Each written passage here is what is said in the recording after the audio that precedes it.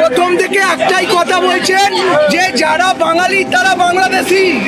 চলে গেল কোনো ইন্ট্রো না, আজকে দুঃখের সাথে তোমাদের সাথে কিছু কথা শেয়ার করব, যেটা আমাদের এই বাঙালির জন্য, ওয়েস্ট বেঙ্গলের প্রত্যেকটা মানুষের জন্য খুব দুঃখজনক একটা ঘটনা, যে ঘটনাটা কন্টিনিউ হয়ে আসছে।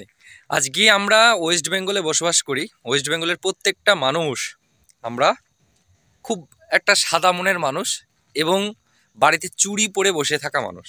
হ্যাঁ, এই কথাটা আমি বারবার বলি এই কারণেই, আজকে আমার বলতেও দুঃখ লাগছে বা দেখেও কষ্ট হয়। আজকে ওয়েস্ট বেঙ্গলের যেসব নিউজগুলোতে আমরা দেখছি কন্টিনিউ, যে মেট্রোতে তারপরে বিভিন্ন জায়গাতে আমাদের ওয়েস্ট বেঙ্গলের ছেলেমেয়েদেরকে বিভিন্নভাবে হেনস্থ হতে হয়। বাংলাদেশি নাম শুনে বাংলাদেশি বাংলাদেশি এই কথাটা আমাদেরকে বারবার শুনতে হয়। আমাদেরকে কন্টিনিউ আমাদেরকে বলা হয় বাংলাদেশি, এরা হচ্ছে বাংলাদেশি, এই যে জিনিসটাকে আমাদেরকে শুনতে হয়। আমি আজকে তোমাদেরকে দেখাচ্ছি যে কতটা আমাদের ওপরে, ওয়েস্ট বেঙ্গলের মানুষদের ওপরে কতটা অত্যাচার হচ্ছে, সেটা আমি তোমাদেরকে তো দেখাচ্ছি। আমাদের নিউজগুলো তো কম বেশি সবাই দেখে। আজ আমরা যদি চুপ করে থাকি, আজ আমরা যদি এই কথাগুলো না তুলি, তাহলে কিন্তু আমাদের ভবিষ্যতে কিন্তু খুবই কষ্ট বা খুবই দুঃখ আছে। বাংলায় কথা বললে বাংলাদেশ হয়ে যাবে। মেট্রো রেলের কর্মীর বিরুদ্ধে এমনই চাঞ্চল্যকর অভিযোগ যাত্রীর। হাওড়ার গোলাবাড়ি থানায় অভিযোগ দায়ের করেছেন হুগলির এক যুবক। এদিকে পেমেন্ট অ্যাপের অডিও বাংলা হওয়ায় আসানসোলে রবিবার রাতেই আক্রান্ত হন ব্যবসায়ী। 3 দিন পরেও কাউকে ধরতেই পারেনি পুলিশ।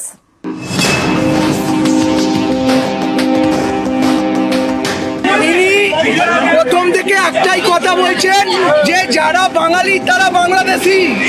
চলে গেল কি নাম, কি আনন্দ? অভিষেক কুমার আনন্দ।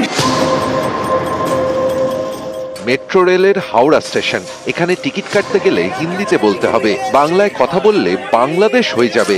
অভিযোগ, মঙ্গলবার এক যাত্রীকে এমনই নিদান দেন টিকিট কাউন্টারের এক কর্মী। আজকে এনার কাছে টিকিট নিতে এসেছি, তিনি প্রথম থেকে একটাই কথা বলছেন যে যারা বাঙালি তারা বাংলাদেশি। চলে গেল কি নাম, কি আনন্দ? অভিষেক কুমার আনন্দ। আজকে আমাদেরকে আমাদের বাংলাদেশি বলেছে, কি বলে? হ্যাঁ বলেছে, বাঙালিদের বাংলাদেশি বলেছে।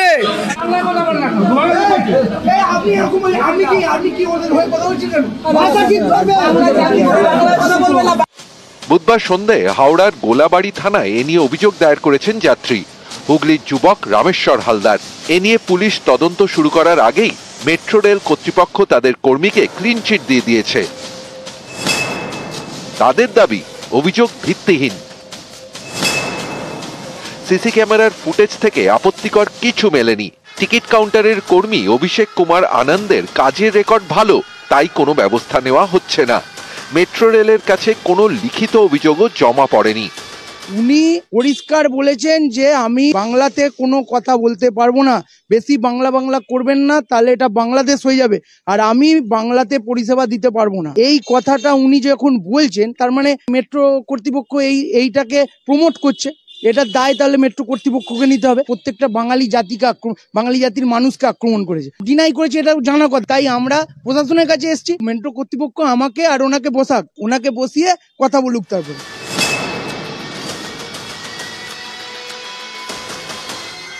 আমরা তো ওয়েস্ট বেঙ্গলের, আমরা তো বাংলাটা তো আমরা বলবোই। কলকাতা শহর তো বাংলা না বললে কেমন লাগবে? যে এলাকা যেটা চলে, আমার মনে হয় সেই ভাষাটা শেখাটা সবার ক্ষেত্রেই জরুরি, তা সুবিধা হবে। কিন্তু এর জন্য আমি অন্য ভাষা বলে আমি টিকিট পাবো না, সেটাও ঠিক না।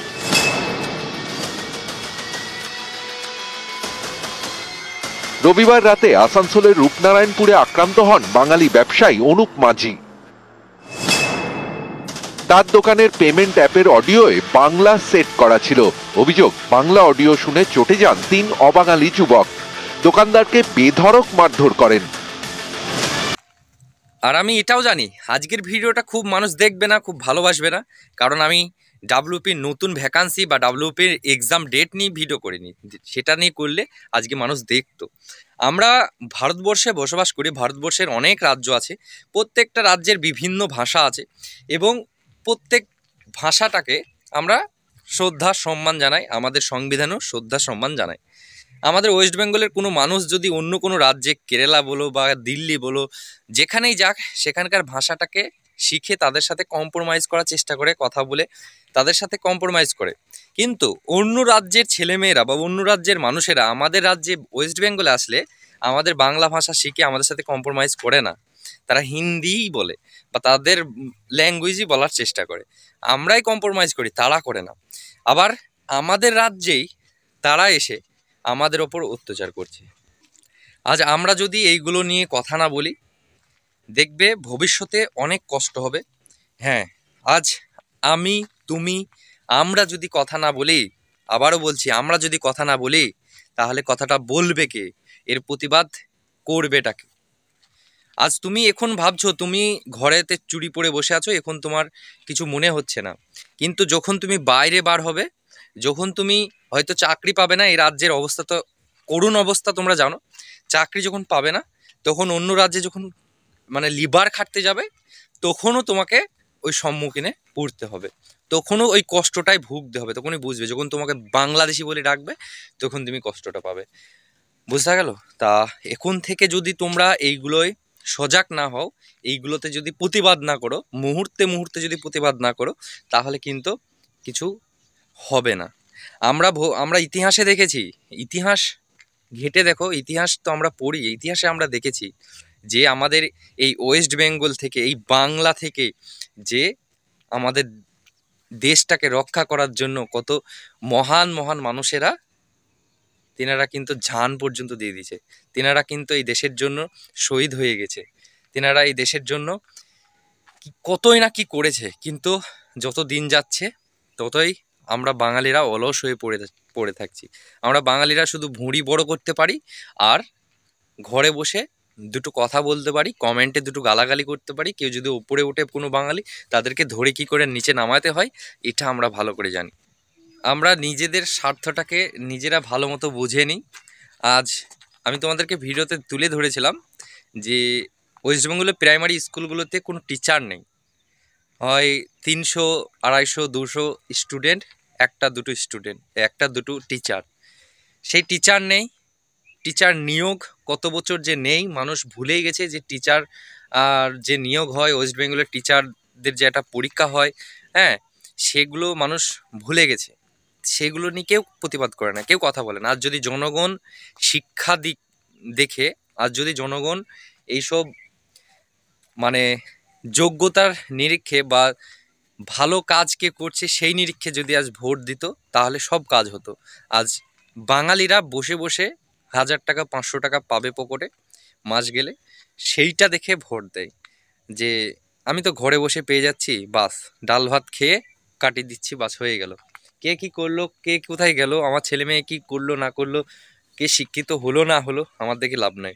বড় হয়ে যাবে, কেরালা দিয়ে পাঠাবে, অন্য রাজ্যে দিয়ে পাঠাবে, আর মার গালি খেয়ে কাজ করে আসবে, এসে এই ওয়েস্ট বেঙ্গল চলবে।